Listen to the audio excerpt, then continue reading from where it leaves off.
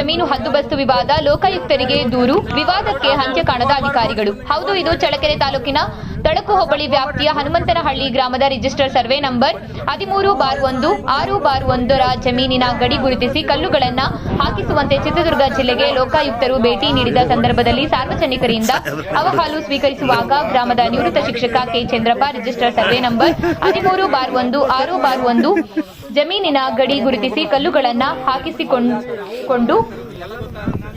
ಲೋಕಾಯುಕ್ತರಿಗೆ ದೂರು ನೀಡಿದ್ದಾರೆ. ಲೋಕಾಯುಕ್ತರ ಆದೇಶವಂತೆ ಮಂಗಳವಾರ ದೂರುದಾರ ಚಂದ್ರಪ್ಪ ಜಮೀನಿಗೆ ಜೆಸಿಬಿ ಯಂತ್ರದೊಂದಿಗೆ ತಳಕು ಪೊಲೀಸ್ ಅಧಿಕಾರಿಗಳ ರಕ್ಷಣೆಯಲ್ಲಿ ತಹಶೀಲ್ದಾರ್ ರೆಹನ್ ಪಾಷಾ, ಉಪ ತಹಶೀಲ್ದಾರ್ ರಫಿ, ಕಂದಾಯ ನಿರೀಕ್ಷಕ ಲಿಂಗೇಗೌಡ, ತಳಕು ಪೊಲೀಸ್ ಅಧಿಕಾರಿಗಳು ಭೇಟಿ ನೀಡಿ ಜಮೀನಿನ ಗಡಿ ಗುರುತಿಸಿ ಗಡಿ ಕಲ್ಲು ಹಾಕಿಸಿ ಸಮಸ್ಯೆಗೆ ಅಂತ್ಯ ಕಾಣಿಸಿದ್ದಾರೆ.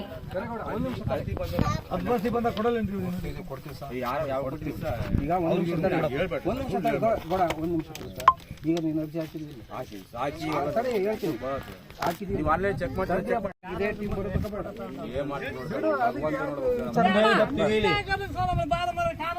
ಒಂದೇ ಗೊತ್ತಿ ಬಾ ಏನು ಹೋಗಿದ್ರೆ ಬಂದಿದ್ರಲ್ಲ ನೀವು ಕೆಲಸ ಮಾಡಿರೋ ಹೋಗಿರೋದು